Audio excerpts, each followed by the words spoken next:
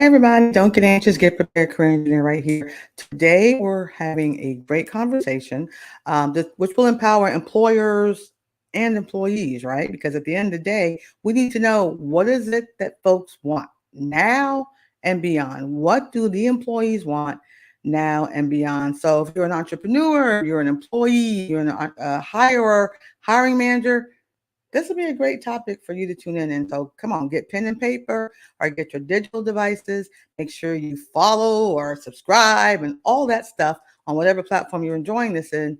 I'm coming back with this information. Hey, we're only 15 minutes, so don't be square, don't be late, be on time. Anyway, I'm coming right back.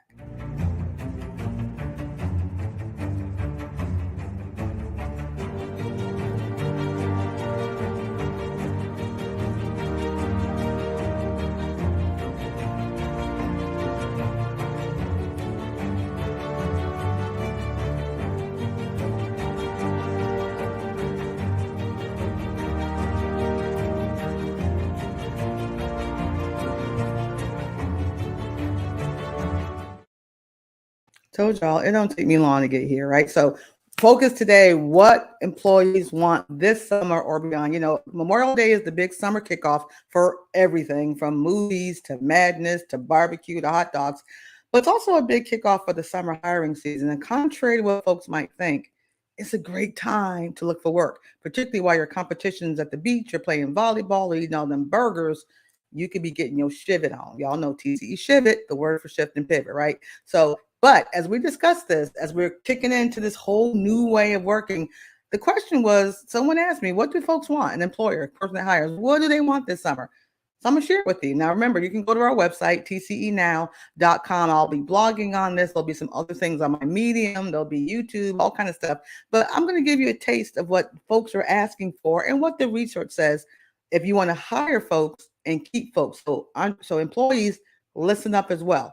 If you kind of got your C game because you think life is fat out here, get your A game up because that still works. Okay. So here's what they're looking for. This is what some of the research has said. And even in my own practice, what I'm seeing, the two S words are so important. So employers, entrepreneurs, hiring managers, recruiters, all these folks, small business owners as well, safety and sustainability. Those are the big two S's and what employers are looking for. And every company from the womb to the tomb, low tech, high tech, service, IT, restaurant, drinking places, whatever, what have you done? What are you doing to ensure safety, okay, as well as sustainability? We understand folks can't do everything, but you can do some things and make sure whatever you're doing is in your job descriptions or on your website or part of your culture so folks know that you are taking safety and sustainability important. So for example,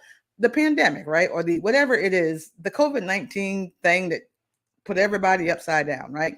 How has it impacted the future of your business? That's a sustainability question. We know we had to do some things differently. We had to unlearn, relearn, tech up, high tech, high touch, all kinds of things, also known as the TCE Shivik. I'm going to be saying that word quite a bit.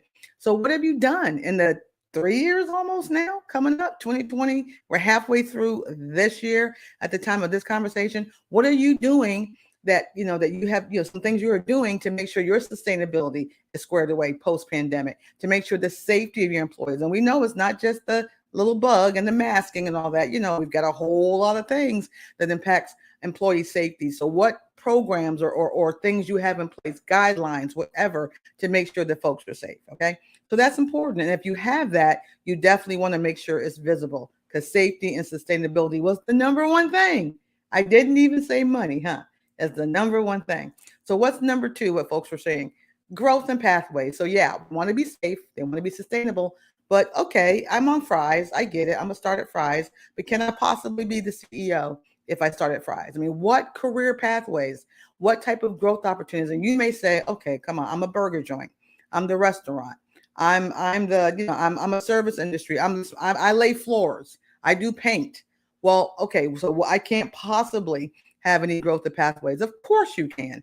I mean, particularly, let's say how many folks were painters and now you're the owner of a painting business. Is that not growth and pathways? Can you mentor? Can you get people to shadow you? Maybe there's other things that you can use to help people to tech up. I don't care, even if it's a, well, what we used to call, the industrial job. I was an industrial arts person in high school. I could not do home economics. So I learned carpentry, automotive technology, all those kind of stuff. Well, guess what? Those industries are taking up as well. And there's growth pathways you can do. And you want to be creative and find some things that's your capacity and your capability to do. You have to have a pathway. Yeah, from fries to CEO. That's what folks are looking for. Even with shadowing and some other things. Also, recognition is important too. I might be getting ahead of myself, but recognition is very important too, that people want here too as well. Hey, we got Lady B in the house. What's up? Thanks for tuning in. I appreciate you. If you have any questions or comments, and those of you who are watching live, please feel free. Y'all know every event I do. Please introduce yourself, network, put your URLs there, let folks know who you are and what you do, because, after this, they'll, people might want to find out more about you. So this would be great. So I encourage you all to do some growth and some pathways, even those of you who may be tuning in live. And also y'all tuning in later. So what else are they looking for? Okay, upgrade technology. But what about your people? And that's something that I have seen. I mean, we saw this, and this is actually part of the growth and pathway, right? That when COVID hit us, we had to learn how to do all the things we used to do face to face. We had to find an app for that, some type of app for that, and you did. You upgrade your technology. You found a way to meet the demands that were placed on you that were incredible, but you did it anyhow. And that's awesome. You were able to buy the tech, get the training, but also your people. So I'm glad that we've got new apps. Everybody has Zoomed and WebEx and other things that folks do to onboard, but also don't forget the growth and pathways for your people. I mean, something like mentoring is like such a big deal. I mean, to shadow and be inclusive and make sure your engagement is right. So that is one thing too. Also, we're looking for, here are just examples, like I said, I'm not going to just tell y'all to do this and not give you some examples, but here you go right here. Boom. Can you do this no matter what you do, right? Whether you are a painter, whether you're a ditch digger, whether you're the rocket scientist, you own a small shop, can you provide some of this knowledge, recognition? Oh, is that a big word? The big R. Folks love to be recognized. I mean, you can find creative ways to recognize employee of the quarter, employee of the year, or someone who just did the right thing for the right reason. Do more of this. This is what folks are looking for. If you ain't got any of this as part of your corporate culture, small business, micro business, nanu business, people that are working with you, step up, because this is what folks are looking for. That growth and pathway is number 2 of what folks are looking for, with not just recruitment, but retention. That's the other word. And I'm telling you, recognition, come on, get a certificate. Get someone, just recognize folks in public. It's really important. Here's number 3, what these folks are looking for, right? What employees are looking for now and beyond. Meaningful work. Isn't it funny? I haven't said the other word yet. I know y'all are wondering, well, come on, we were all doing all these sign-on bonuses. I think that's great. Y'all did all that. And I would love for you to continue to pay folks the best, get them for their value, if you can do it. But meaningful work. Yes, I'm on fries. Yes, I am. I'm the fry queen. Okay, I'm on fries. How can I make fries meaningful work? Okay, I mean, because that's what people are saying. Okay, everything isn't saving the world, but people, I mean, whether we're dealing with the Gen Xers or the Boomers or the Zs or the Millennials, I mean, we have all these folks, but people are still individual. Who wants to do work that's meaningless? Right? No one wants that. So in your culture and the things, your job descriptions or your website or the ways you get people to work for you, I mean, how does that person's role fit into your vision of your company? I mean, how important is stuffing the envelopes and mailing them out so that the clients you serve, can get, yes, we're high tech, but can get a high touch thing in the mail. That person is putting the stamp. Yeah, a stamp. If those people who do that still, I'm trying actually to incorporate stamps in my life right now. And someone opens up something like, oh, I got something from the career engineer helmet, and you're the person that helped make that happen. That's a part of the vision. So are you sharing how valuable the role is of your vision to your folks that work with you, the folks who are direct hires or interns or whatever you want to call it? Meaningful work. Does my work matter here? Or do you just see me doing fries? Let's keep it up. When I was a fry person, come on, I take your order. Fries was the beginning. Then you got other stuff. And the folks like coming to my line and stuff like that. Got to fries. From fries to CEO. That is still possible in America today. So is your work meaningful? Have you shared the vision with your folks? I mean, do you know your vision? Ooh, that's a whole nother broadcast, right? So again, that is what's important. So what are we talking about tonight? For anyone just coming in today or whatever you're catching us, what the employees want this summer and beyond. I mean, 11 million jobs opening at the time of us talking. People are still seeing big quit. There's a reason, because there's the other things other than money, other than money that folks are looking for. So I'm going to do a recap in a little bit, but I do want your comments if you have them. Come on.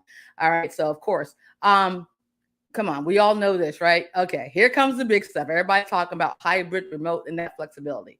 All right, so you own a paint company, you own a drinking place or an eating place, or you're some big IT guy. Hybrid, remote, or flexibility. You got to pick one. If you got all three, wonderful. But we understand everybody can't be remote. We understand that everyone can't be hybrid. But to me, hybrid is the secret sauce.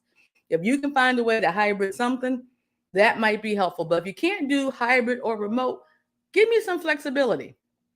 Show me some flexibility. I mean, and redefine flexibility for your business or your organization. We can find ways of doing this, folks. And this is what the folks are looking for. So before I go forward, let me check any other things. Let's see. I mail out thank you cards. It's a personal touch. Go ahead, Carla. Absolutely. It's a big deal. And so it's a big deal. It really does a lot. Let's see. Rose is there. Hey, Rose. How you doing? Glad. Thank you for tuning in. I appreciate you here. And again, any comments or questions while I'm here, I'm more than happy to answer them. But you've got to find a way. We can't sit here and say no to all three. That's why folk are leaving. Again, there's more meaningful sustainability, all that. So what can the guy who lays carpet, what can the person who does painting do? Okay, we understand work is there, but maybe, I mean, you got to get some work done. Weekends, nights, we get it. But do you have to work Friday, Saturday, and Sunday? Now, if someone wants to, let them do it. But there are some options. Well, if you do Friday and Saturday, maybe you'll do Sunday and Monday. I mean, flexibility, right? So there's ways that you can work this out. There are. I mean, there's got to be, right? But we have, yes, it's creative problem solving, because there's no one fit everything. But you got to do one of these three. You got to do at least one of them. If you have no flexibility, you're offering no remote working and nothing hybrid, you're going to be losing a lot of people. Okay, you're going to be losing a lot of people. What we're finding, what these employees want. Now, work-life balance, sometimes I call it work-life synergy or syncing, because I don't know if there's any balance. I don't know. I mean, you tell me. Do you think there's work-life balance anymore? I don't know. But I do think I need my work and my life to sync. That much I do know. But y'all are comfortable with the word balance, so I left it there. But you're a positive culture at your company. If you're a corporate world, I mean, come on, you got 50 employees or more. You got an HR department. Y'all know better. Come on. Get that positivity right. So small business owners, micro business owner, entrepreneurs, all of y'all, what is the positive culture? I mean, why would someone want to work for you? I get folks that say, well, nobody want to work. I hear that all the time. Folks just don't want to work. And then I flipped it and said, no, they just don't want to work for you. and folks went, and I was like, I'm sorry, but they just don't want to work for you. So, I mean, maybe they don't want to work for you, right? So why would someone want to work for you? What's the positive culture? And positive culture. What does that mean? I don't mean that accountability is absent. No, I'm not saying that, because I believe in accountability on the job. You want me to pay you, you got to do your work. You do it great. And I want excellence. If you can't do excellence, there's accountability. So that's positive. I'm holding you accountable for what you say. There's always the way of how you do accountability, right? There's always the way of how you motivate, how you do corrective action. There's all kinds of ways, right? But you got to have, who wants to work in a negative environment? Hello, yes, please hire me. I want to work in a negative environment. Nobody does. But we do want to grow and have that meaningful work. If you give folks meaningful work, you'll see that this is a whole lot easier as well. So find a way to find a way. If you don't have anything here, you're going to be having those swinging doors back and forth, right? Swinging doors back and forth. Compensation and beyond. Here I go. That big word, right? Like everybody threw money in 2021. Folks threw money out. And I was like, where all these sign-on bonuses came from? Wow. Folks working for you 10 years never got a bonus. Folks working for 10 years never got a raise. All the newcomers came. That was a big mistake. Employers stopped doing that. I digress. Let me stay on point. So what do I mean by the money? Of course, getting the best deal. Who doesn't want to get the best deal? Everyone wants the best deal. The employer wants the best deal for the best talent, and the talent wants the best deal as well. But what do you offer beyond money? right? Beyond money.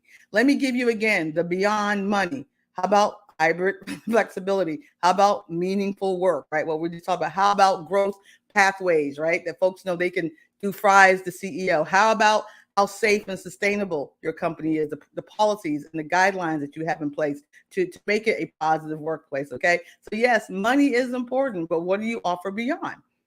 It's more than just a check. And you know why I know this? Because folks got the $5,000 bonus.